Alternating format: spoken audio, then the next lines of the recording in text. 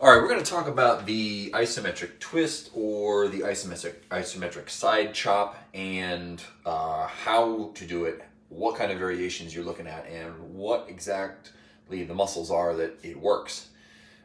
So the question might be, okay, this side chop thing, let's say this is my wall and I'm twisting like this into the wall, okay? What muscles am I working there? Is it an arm exercise? Is it a leg exercise? Shoulder? Well, the answer is yes to all of those and also no to all of those. Because, you might ask, like, it's similar to asking, is the bench press an arm exercise? Well, it certainly works the arms, but I don't know if I would call it an arm exercise because that's not the prime mover. They are very involved and they are involved to an important degree and it will get you bigger arms, but I wouldn't call it an arm exercise. The side chop is a whole body exercise. It's not every muscle, though pretty much every muscle will be involved to some degree, whether it's counterbalancing, stabilizing, they're all going to be involved. It's a musculoskeletal system for a reason, but you can primarily target pretty much any muscle in your body depending on how you do the side chop. Now, what exactly am I doing with an isometric side chop or an isometric twist? Well, it's the isometric version of this movement. So you have like a resistance band here, you attach it to an anchor point, you hold it here, and then you're basically twisting like you would swing a baseball bat. The only difference is that you're keeping your feet and your hips stationary as you do it, as opposed to doing this. Now, you can also do that, and that makes it more of a full body exercise in some ways, okay? And that's why I'm saying there's so many variations here, and you can basically make this an exercise for almost any muscle in your body, depending on how you do it. Okay, so the most basic form of the side chop, the isometric version, is just to find a wall and then one arm or two, so like this. You could even pretend like you are swinging that baseball bat and hold your hands like that, and then you're just twisting like this into the wall. So I'm going to use this cardboard tube to show the angle at which I'm twisting. Okay, it's basically I'm twisting at this angle, right? So you can see how it goes through the wall. So I drop the tube and I twist at that angle, straight across, right? Now, where do I feel this? I feel it very, very deeply in my core, in my obliques, okay? I feel it on the outside of my shoulder here because that is resisting the movement of my core and my obliques.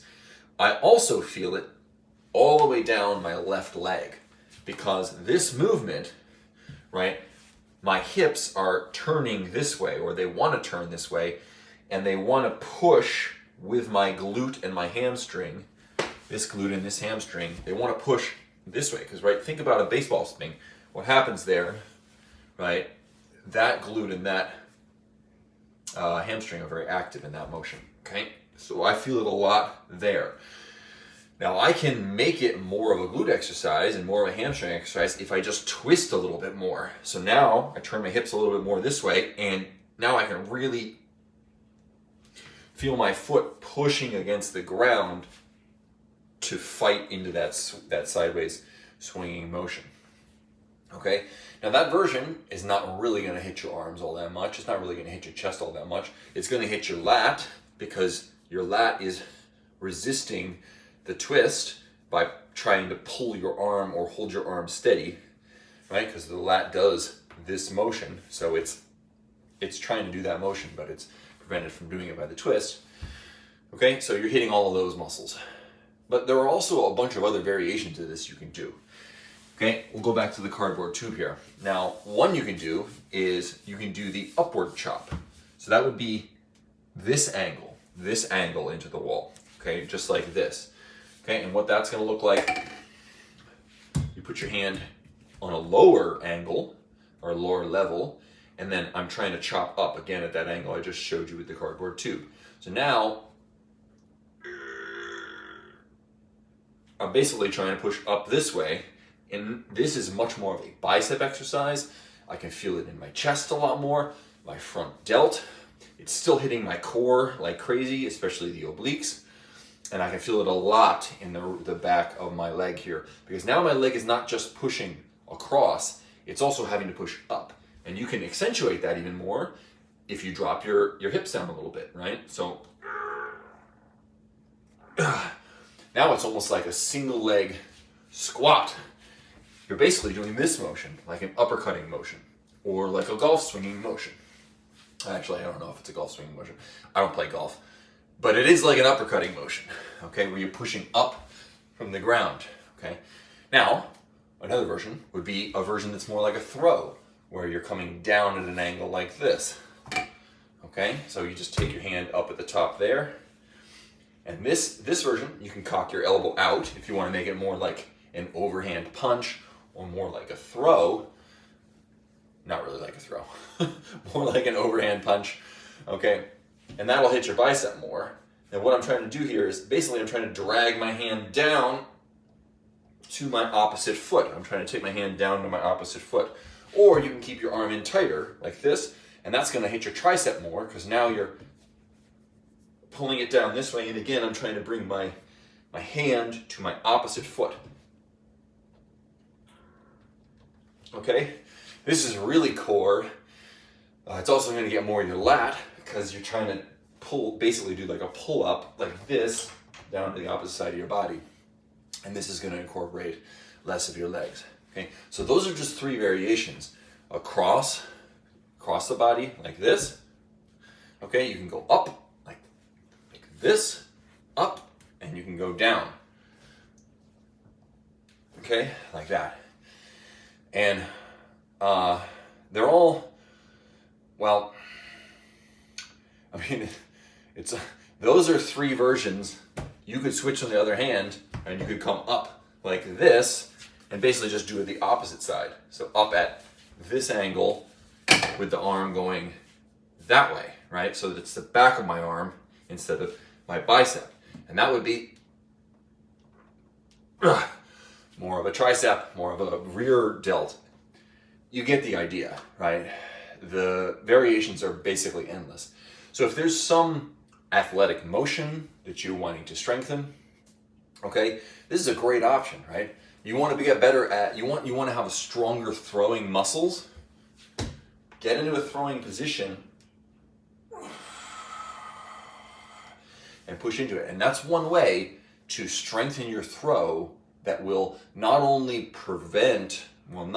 incur more joint wear and tear, but it will actually, hopefully, in many cases, repair some of that.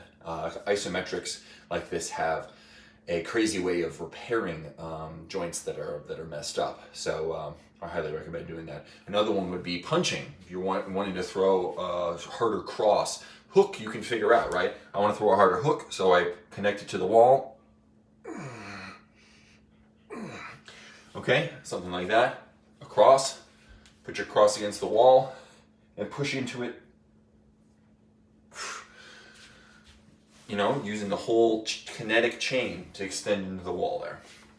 Okay, now, so this is just such an exercise with so much variation that you can put into it.